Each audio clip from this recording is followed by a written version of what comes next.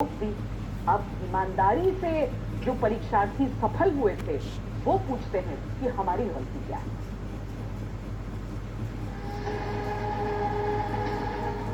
मध्य प्रदेश की पटवारी भर्ती परीक्षा में 10 लोग टॉप करते हैं। पूजा शर्मा, रिंकू सिंह गुर्जर, पूनम रजावत, कृष्णा कुशवाहा, पूजा रावत, मधुलता गढ़वाल, राम नरेश सिंह गुर्जर, आकाश शर्मा, कृष्ण कुमार पटेल और अंकित मीना। इनमें से पूजा, पूनम, कृष्णा, पूजा, मधुलता, आकाश और अंकित ऐसे 7 टॉपर हैं जिन्होंने ग्वालियर के एक ही परीक्षा केंद्र पर एक साथ परीक्षा दी। ये संयोग है या फिर भर्ती परीक्षा में धांधली का कोई नया प्रयोग? 12 लाख बेरोजगारों ने जो भर्ती परीक्षा मध्य प्रदेश में पटवारी की नौकरी के लिए दी, उसमें धांधली के संयोग या प्रयोग वाले सवाल जब आज तक ने लगातार दस्तक देते हुए उठाए, क्योंकि हजारों छात्र प्रदर्शन करके धांधली के आरोप लगाते रहे, तो पहले मुख्यमंत्री ने नियुक्तियों पर फिलहाल रोक लगाने का आदेश दिया। अब शिवराज सिंह ने ऐलान कर दिया, जब तक पूरी जांच नहीं होगी कोई नियुक्ति नहीं की जाएगी। पटवारी के मामले में थोड़ा सा संदेह पैदा हुआ तो मैंने तय कर दिया कि नियुक्तियां नहीं होगी। संदेह जब तक समाप्त नहीं करेंगे कोई नियुक्ति नहीं होगी। जांच होगी और गड़बड़ निकलेगी तो गड़बड़ करने वाले को मामा ठीक कर देगा, कोई चिंता मत करना। सवाल उठता है कि क्या ये एक सरकारी नाकामी नहीं? जहां करोड़ों लोगों के वोट से पारदर्शिता के साथ सरकार तो चुन ली जाती है, वहां 12 लाख बेरोजगारों की भर्ती परीक्षा ईमानदारी से सरकारी व्यवस्था मध्य प्रदेश में नहीं करा पाती। नतीजा यह कि एक तरफ पहले जिन्हें लगा कि परीक्षा में धांधली से उनका चयन नहीं हुआ, उन्होंने प्रदर्शन किया। अब जिन्हें लगता है कि इन्होंने तो ईमानदारी से परीक्षा दी लेकिन अब परीक्षा का रिजल्ट रोक दिया गया, वो निराश होकर प्रदर्शन करते।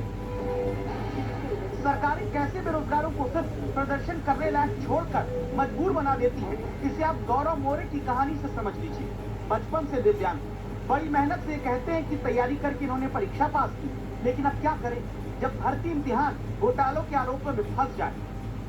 गांव से आया हूँ मैं सर, और सर मेरा सिलेक्शन हुआ है अलीराजपुर जिले के लिए, बट सर अभी फिर उसके लग गया है। क्या कहना चाहते हो आप यहाँ क्यों आए?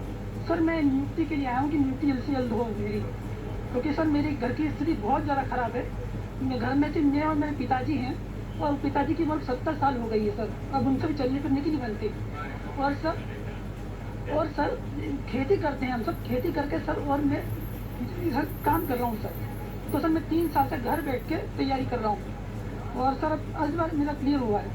ये छात्र पूछते हैं कि इनकी गलती क्या है। जिनके हाथ में पोस्टर है, इन्होंने किराए पर घर लेकर कर्जे पर पढ़ाई की है। गलती सिस्टम के भीतर मौजूद भ्रष्टाचारियों ने की है। नियुक्ति ईमानदार छात्रों की लटक है। अब जल्द ये नियुक्ति जांच के बाद पूरी नहीं हुई तो क्या फिर से लटके रह जाएंगे सपने एक नौकरी के? मेरे पिताजी कृषक है। वर्तमान में मैं गांव से बिलोंग करती हूँ, बालचीनी गांव है मेरा, और मैं मुरैना रूप लेके प्रॉपर खुद के दम पे रह रही हूँ।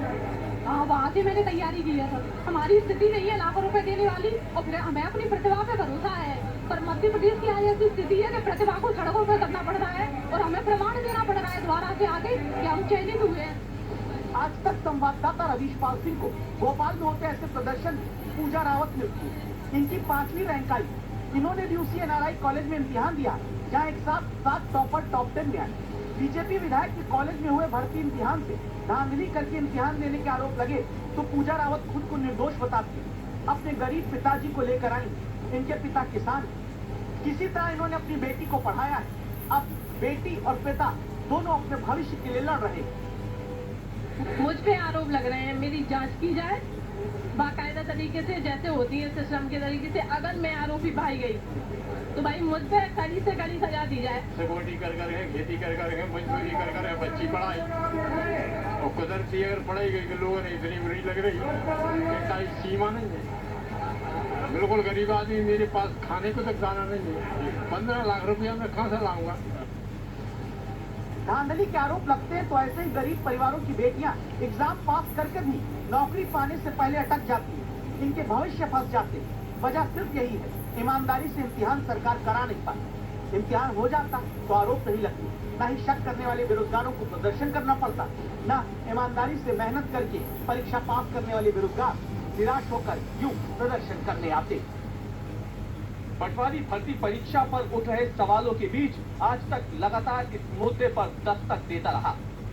अब मुख्यमंत्री शिवराज सिंह चौहान ने साफ कर दिया है कि जब तक इस पूरी भर्ती परीक्षा की जांच नहीं होगी तब तक ज्वाइनिंग भी नहीं होगी। लेकिन दस्तक देता सवाल अब यही है कि जिन 9000 लोगों का पटवारी भर्ती परीक्षा में अब चयन हुआ है, क्या उनका भविष्य भी अब अधर में लटक गया है? रवीश पाल सिंह, भोपाल।